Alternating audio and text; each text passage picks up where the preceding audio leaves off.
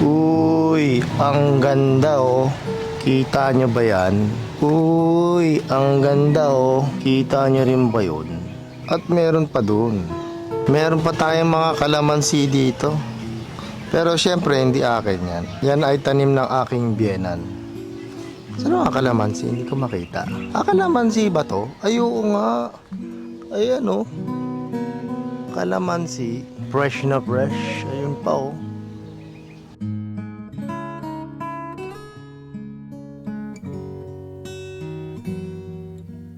Nasaan yung mga ano natin? Yung ating mga malunggay. Ayan. Saan? Malunggay yan. 1, 2, 3. Ngayong araw. Ay! Ngayong araw guys, tayo ay magluluto ng isang masustansyang pagkain. Alam nyo ba yon? Kung ano? Hulaan nyo. Mali. Ito ay ang sobrang sarap at napakasarap na tinola. Kanina nakabili na ako ng mga ng mga Ricados. Pero syempre, mas masarap pag mga organic, yung mga talagang kapipitas lang. Ang kulang ko na lang ngayon is helicopter. Hindi ba? May bumababa ng helicopter. Ano ba yun? Ito siya. Akala nyo helicopter, no? Ingay, oh. Sumabay pa talaga. Sumakto pa dun sa pag-ano natin, sa pagbablog natin. Back to our topic. So ngayon kukuha tayo ng isang napakasarap na Ricado. Yan ay ang fresh na malunggay. Talagang sumakto pa yung helicopter. Palanding na siya guys. Palanding na. Patayin na lang natin para wala tayong ingay. Kukuha tayo dyan ng mga fresh na malunggay. Ayan. Yung ibang mga malunggay maliliit pa. Yung mga nasa taas, yun yung masasarap. Pero masarap ba yung mga ganyan malunggay maliliit? O mas masasarap yung malalaki? Ito lang pala eh. Pag malalaki na beata, mas... Oh, pwede na siguro to. Ayan. Ito. Hindi to malunggay be. Ay hindi ba? Ito. Hindi bunga ata ng malunggay. Kaliliit eh. Ito kaya. Ang daming malunggay oh. Isang puno ito eh na malunggay. Ayun pa oh. Kita niyo doon? Grabe, napakadami. Kaso sobrang taas na. Saan? Yan? Ayun. Ganda nga. Kasing ganda mo. Ay, salamat. Ano mo rin ako Na bola. hindi napansin. Napansin. Tagal ko na nagpapapansin sa'yo. Kasing ganda mo yung mga malunggay. So, hindi na pala tayo mahihirapan. Diyan lang talaga pala siya kuko. Puporma-porma pa tayo. Oh, okay na sila. Okay na to? Yeah, baby. Ito. Yan. Sigurado ka ba malunggay yan? Ano ba naman? Bayabas yan. Itong bayabas. Bayabas yan. Oh, sige. Okay? Okay. What else? Wala na, okay na to. Ako, girl. Huwag mo akong magpaharapin siya. Grabe init ngayon ng panahon. Napakainit sa labas. Kaya eto, hulas na hulas tayo. Di pa tayo nagluluto. Hulas na. First of all, hugasan muna natin yung ating manok. Siyempre sa palengke. Actually, hindi ko to sa palengke binili. Paano ko to binili? Sa SM. Pagka hindi mo hinugasan yan, daming dumi yan. Yung mga langaw, etc. Yan. Yan o. Magnolia ang masarap na na chicken. So Magnolia, baka naman. Yan, hugasan pa natin siya. Mga 3 hugas para sure, guys. Lagay na muna natin siya sa isang lalagyan.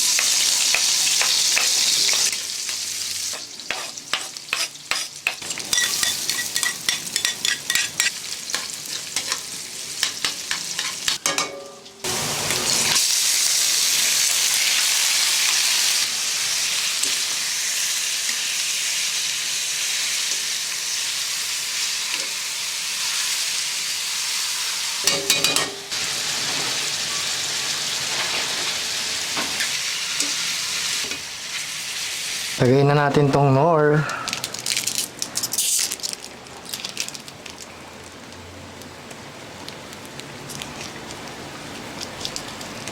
Knorr cube.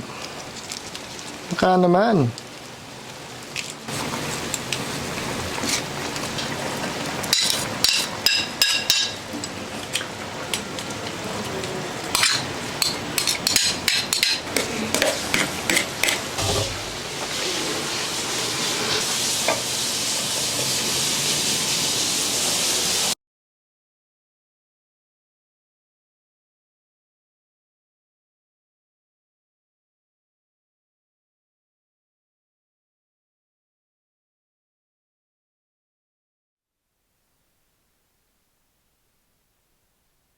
Ito na.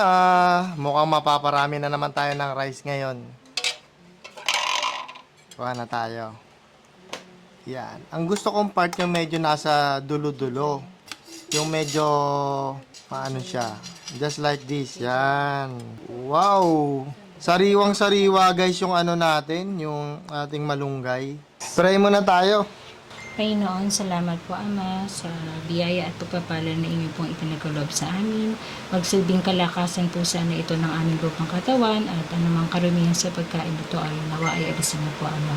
Salamat po sa mga pagkain sa araw-araw. Sa pangalan po ng aming Panginoong Hesukristo.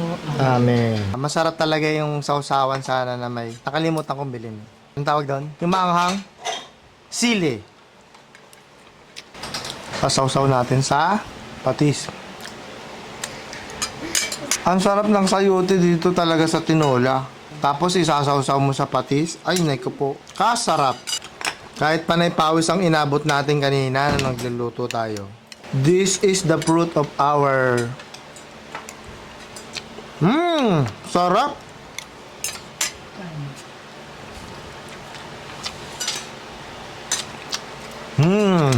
Ano mga babies? How's the luto? Sarap. Sarap? Ang hinahanap nila palabi. Ang ano, yung gusto daw nila leg. Leg part pala. Ang sinasabi yun, gagawin ko kayo tinuro.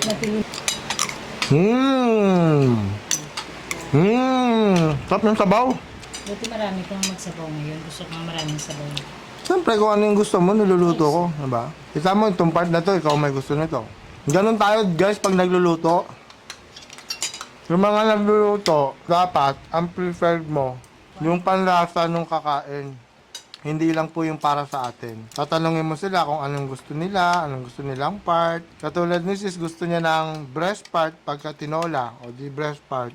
Eh ngayon, yung mga babies ko naman, ang gusto naman nila, leg part. So, loobe, next time, halo na, may breast na, may leg part. Preferred ko dito, pwede naman leg part, pero siguro sa ganito, wing. Malasang malasa kasi yung leg tsaka wing. Although ito pang ano talaga din to, yung mga arroz caldo, no? Sarap.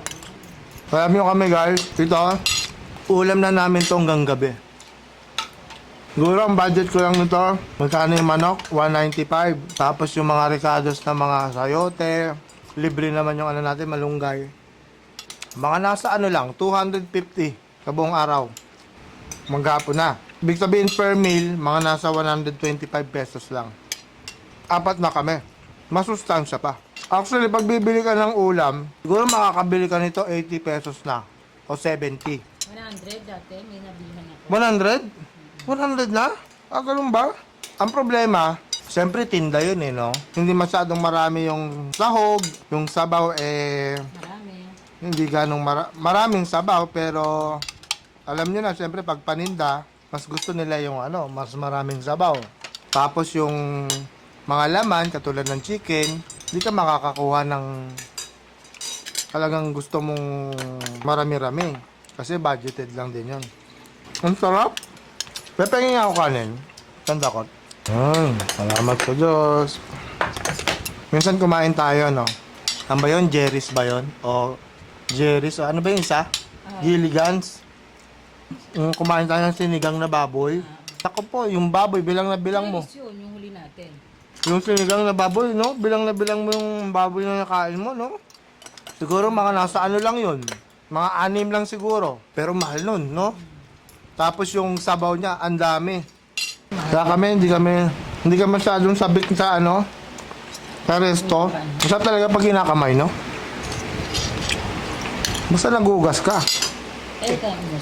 Hanggang sa muli, mga kakuneho, don't forget to subscribe and hit the notification bell para updated kayo sa ating mga bagong videos.